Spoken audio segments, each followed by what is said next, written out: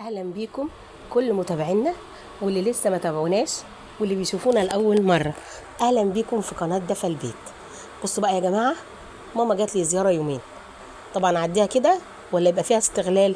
سلطت الاولاد، قلت لهم تيتا كانت بتعمل يا اولاد احلى فطير، كل ما بفتكر عايزه اكل الفطير بتاع ماما.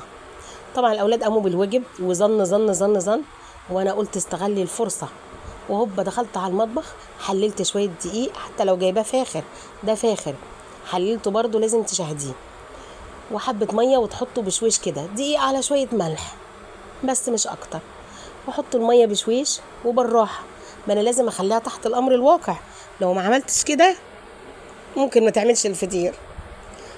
كانت بتعمل اجمل فطير، كانت بتعمل الفطيره الكبيره ديت بقى على الطبليه الواسعه الكبيره دي، كانها فستان مدلدل كده، وتعملها رقه رقه. دلوقتي ايديها بتوجعها فبتعملها طبقات كده طبقات، بس برضو كل حاجه من ايديها ليها طعم تاني.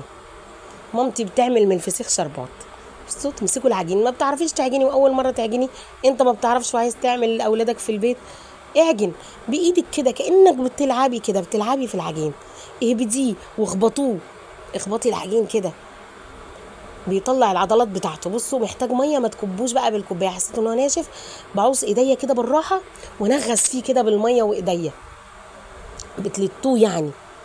اهو لما البلاستيكه اللي بنعمل فيها بقت نظيفه فيهاش عجين ودقيق، والعجينه بقت ناعمه وطريه جدا في ايدينا ملبن كده، خلاص عجنته هسيبه يرتاح شويه. ده تقريبا كيلو ونص دقيق، المفروض يعمل 3 فطيرات، احنا هنعملوها 4 عشان تبقى خفيفه كده يعني، بس هو لو 3 يبقى احسن. ودي مامتي كفوفها الجميله بقى، قطعته حتت صغننه كده، وبتعمل رقه وتقفلها زي المنديل، تعصها بالسمنه والزيت وتقفلها زي المنديل، وبعدين تعمل رقه تانية وتجيب المنديل اللي هي عملته وتحطه جواه، ومنديل جوه منديل جوه منديل. شوفوا الايادي دي الجميله بقى اللي كلها بركه. الايد دي ما عملت لنا احلى اكل واطعم اكل، الايد دي عملت لنا من الفسيخ شربات.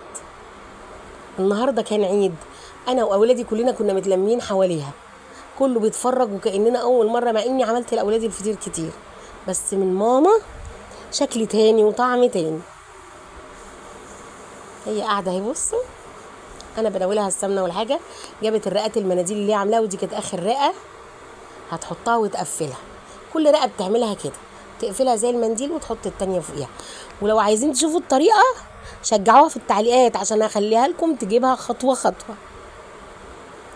ولأول مرة تشوفونا يا ريت تشتركوا في القناة. شوفوا بقى هي حطيتها صغيرة، ولما ارتاحت انا بططتها خالص في الصينية بعد شوية ودخلتها على الفرن عبال ما تحمر. والله كانت نافشة ومنفوخة جوه وهشة وجميلة، وحضرنا شوية عسل وجبنة قديمة وقشطة واكلنا.